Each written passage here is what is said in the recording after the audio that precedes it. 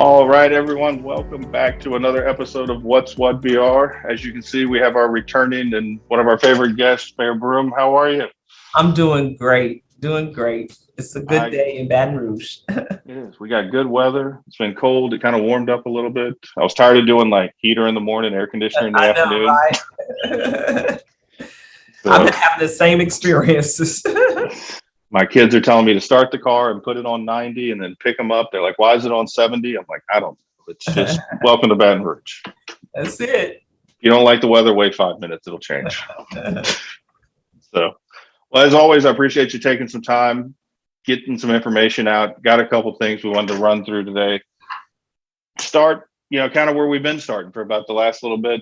We've got, it seems, don't want to be the guy throwing the flag saying, COVID's done, but, it does seem like we're on the better side of, the line at this point. Is that where you're seeing, because you get the official? Yeah, I would say as we look at the data that we are trending downward, especially in terms of hospitalizations. Our positivity rate is trending downwards as well. However, it still remains above the 10% threshold. And the Louisiana Department of Health is reporting new data this week, and we're hoping to see our percent positivity rate drop below 10%. So, of course, what does that mean? That means that we're almost in Mardi Gras season. And so we just want to encourage everyone as they celebrate Mardi Gras to celebrate safely. So how is it with the Mardi Gras are we back to what we would think maybe kind of a normal Mardi Gras or modified? It seems like you give everybody an inch and they take a yard, right? It's like, hey, go, we'll bring come to the parade, be smart, and then nobody's smart, right? So I certainly think that we have to remember that COVID is still a part of our environment. And with that being said, when we celebrate Mardi Gras, we should celebrate it safely. We've been encouraging crews to get their vaccine, to get boosted if they haven't done that. And of course, to not come out if you're experiencing some symptoms, but also to practice the original protocols that were in place from the very beginning. And so that's what we are encouraging people to do. Well, tell me, without I guess not the official or the detail, what do you do for Mardi Gras? Like, what are you doing? Well, I will have a low-key Mardi Gras.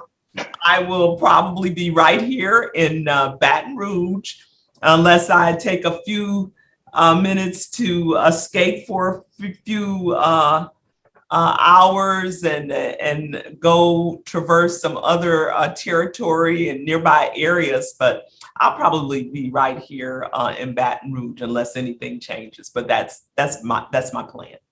There we go. I let everybody else go run and have a lot of the fun. I'll get some work done behind the scenes, or some just rest. Get a break. Rest. I'll let somebody else's phone ring for a little bit, and I'll enjoy that. So, well, tell me, what is this? We've got a DOJ workshop, that's working its way, through or to, and we've got a plan. We're always building the plan. We're trying, and then it's build the plan, execute the plan, put it back together, execute it again. What is this with this, kind of this violence strategy and this DOJ? How do they kind of commingle, or I don't know if that's the right word, but how they kind of tie in together? Well, we call it a collaboration. And actually, I recently formally established the East Baton Rouge Public Safety Collaborative. And it was very timely that the Department of Justice's National Public Safety Partnership came in to do a workshop with our collaborative. And so this workshop provided our law enforcement and community agencies with training and technical assistance resources from the Department of Justice to enhance our strategies and collaboration. And as a result, we are developing a strategic, comprehensive, and collaborative plan to address violence from a parish-wide approach. Now, this collaboration is intended to support the ongoing efforts to build what we describe as an ecosystem of public safety, which is built on law enforcement, community engagement, along with mental health and social services. And so I like to, Brandon, look at our public safety strategies and solutions in terms of short-term and long-term solutions. So for example, in addition to this collaboration, our short-term goals and solutions include collaborating with other law enforcement agencies where we identify and focus on hotspots of violent crime. Our long-term solutions included addressing the underlying causes of violence, like poverty, like disinvested communities. And so this is our long-term, short-term approach in a very, brief synopsis, if you will. And then, of course, we're looking forward to the comprehensive strategic plan that is being developed with our law enforcement and community partners here in Baton Rouge as a result of the Department of Justice's National Public Partnership. So they kind of had a workshop was put together. And then at the same time, it just kind of lined up to where we had stakeholders attending the workshop. And then we're now able to really start putting together some of these actions from a workshop to then develop the bigger plan of how we can tackle some of the violence that we're seeing. Is that I would say that's a fair assessment. Prior to the workshop, however, I came out with our public safety plan that we shared with the Metro Council, which included our short-term and long-term goals. And actually, this initiative with the Department of Justice was part of our long-term goal, in that they're developing a 3-year comprehensive approach and plan for violence reduction. There we go. Okay. I think everybody wants that, right? Like nobody's advocating violence, right? Nobody wants It's like, so how do we solve, and so this is what I like, about, for the show, the podcast, what I feel with, the feedback that I get from people is that they can kind of talk. They can hear us, where did this come together? Like very simply. And one of the things I always like to kind of segue us over, the drainage issue that you started tackling, which was back, I guess shortly after May, or maybe around May of last year or something, after we had some of that. I think we were on the show and we were talking about it, where a lot of people were up in arms about, oh, we flooded again. I was one of them. So I feel like I can be the guy who goes, you know what? It happens when you get that much rain. Like, we can't do things, but I guess I'm digressing. Where I'm getting at is we've been able to kind of follow this program through. So where is that now? Like, we started originally with an idea of here's what we're going to do, and people were actually surveying and walking out and finding, we're soliciting, and this has gotten some traction. This has gotten some legs and impact that people, I'm afraid, may not realize if they missed a 30-second bite, on a news channel. You're absolutely right. And we did have this conversation last year. And since June of last year, 2021, we have dedicated more than $60 million of our American Rescue Plan funds for drainage and water quality in East Baton Rouge Parish. Now, what does that look like? So far, we have removed more than 8 million pounds of sediment and debris from our drainage ways. That's a biggie. And then we've cleaned more than 3,000 storm drains and scrubbed more than 18 miles of drainage pipes. And so we're going to continue, and we are continuing this initiative. And our goal, of course, once we're completed, is that we will have clean storm drains in the city parish with all over our city and parish. Now, we're still talking about, and I wanted to say this, Brandon, we did a segue from public safety to drainage. And that's, you know why? Because we're talking about top issues, top priorities, not only of the mayor, but of our citizens. And so I'm glad we're having this conversation. So going back to, that was a side note, going back to, we are also addressing roadside ditches, about 1,300 of those. We're dealing with sinkholes, about 1,100 of those. We're cleaning 19 miles of canals and 20 streams and tributaries in East Baton Rouge Parish. And we're also spending $2.1 million to repair many of our concrete lined canals. So the work continues. We started this conversation last year. You're absolutely right. And we are continuing with our drainage initiatives. I think that's what I was getting to, that, back in June last year when this started, it was kind of a hot topic because a lot of people, back in middle of May, we got some water and we did some flooding, and, you were able to take this and move it and get into action. But too many times I think people are wondering, like, well, what is anybody doing?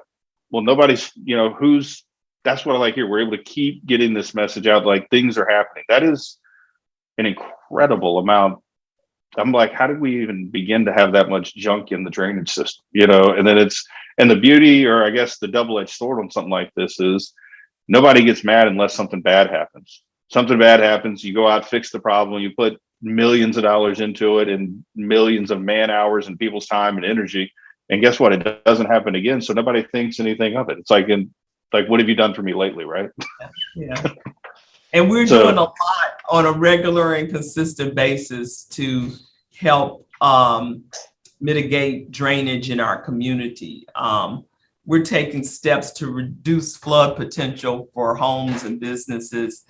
But I have to say this, we have to recognize that we are having ever-changing climate issues.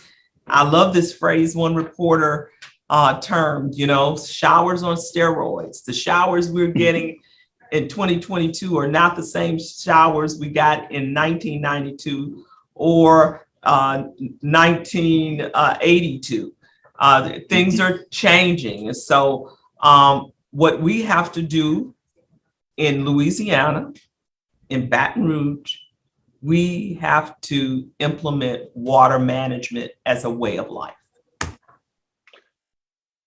And have some patience, because it takes have time. Some patience. That's good. That is absolutely good. Everybody's, we've all said it, whether it was we were talking about COVID or whether we were talking about, one of the hurricanes that have come through or the thunderstorms. Everybody adapts and everybody in our community is able to pull together. But sometimes I think people just try to rush too fast and they get mad at, this shouldn't have happened or that shouldn't have happened, or we need to fix violence. You're not going to take and solve the violence problem overnight. We're not going to solve drainage overnight. But what people I think need to realize is that it's not forgotten about in your office. It's not forgotten about at the Metro Council. It's not forgotten about. People are actually having these discussions. You might have forgot about it until it rained and you got a little water on your back patio, Joe citizen, but you guys are still working these issues out on a regular basis, putting the plans together, getting it through. It takes a while to change, move things around. And so people need to be patient, but also realize that people are still working on it. Don't just act like nothing's happening. Yeah, all that debris didn't come out by itself. We're constantly working on it because we're concerned about what concerns our citizens. Absolutely. Well, I appreciate you spending some time and give us a little, what's going on. And, we didn't have too much, today to run through. I don't know if there's anything else, but I think, that kind of gives us, kind of high level of kind of some basic where we are. And I appreciate you always checking in with us. And well, I do want to say a couple of things, Brandon, and that is for people to get more information on what's going on with our stormwater system. We've got a website. It's stormwater.brla.gov, stormwater.brla.gov. And when we talk about other infrastructure issues like Move EBR, we've got a website to see where those projects are. You can go to Move BR, that's movebr.brla.gov, and you can see the progress of the projects that are taking place with Move BR as well. And you did, and I'm gonna hit you with it, wasn't a curveball, but it was something else that I think you were able to implement that is another one of these huge projects. I can only imagine, massively huge project comes out, it gets the blurb, and then everybody forgets about it. But I'm on a regular basis is the open budget that Oh now yeah, you open can data, see. open Open data. data. So that you're right, that's a biggie. That's a big one, and I feel like there's not enough, win, or it's like it's a short-lived win, right? It's like buying fireworks. You put all the work to go get them, you get everybody safe, you light it up, it explodes, and everybody's like, well, wait, where's the next firework? It's like, can we not realize what we did here? Open data, all of these platforms and getting people information when they need it right at their fingertips. You're right. Just overlook at it. You're right. One of our priorities is a focus on transparency. And so we believe that the transparency, of course, motivates greater performance. It helps us with the use of data, and we should be making data-driven decisions. And it also helps us with our citizen engagement. And so people can see what's going on in city parish government by going to our website at Open Data BR, and Open Data BR has all of our information there. Absolutely. I've used it a number of times. People will ask, well, what about this? And I'm like, well, I'll go look it up. And it makes it that easy. It's a very simple to use. And those are the things I think that people, like I said, they forget about that. I would bet a large amount of money that was not an idea of say, let's just put everything online where everybody can see it. Can you make that happen by the end of the week? It's not one of those projects. No. And so if they go to brla.gov and just put in open data, they'll get to the website. There you go. Too many times people just they don't go look. It's right there. You guys try to put as much information out there, and then they just go to social media to look for information, and that's the wrong place to go. So go get the facts at Open Data BR. There you go. Well, I appreciate you spending the time with us. I firmly believe it, especially when I'm talking to you. You got better things to do than talk to me all day. So no, I thank you for what you do to get the word out to the community. Absolutely. We try. I started this, we're going to be coming up on 2 years now. And wow. This was supposed to be a small little, just talk to some people and I'll find somebody else, and I can't get anybody else to do it. So unfortunately, you're stuck with me for now, but we'll keep doing it. It seems people like it. So we appreciate you taking the time. You're one of our highlight people like to see what's going on. So well, I appreciate people like appreciate the opportunity.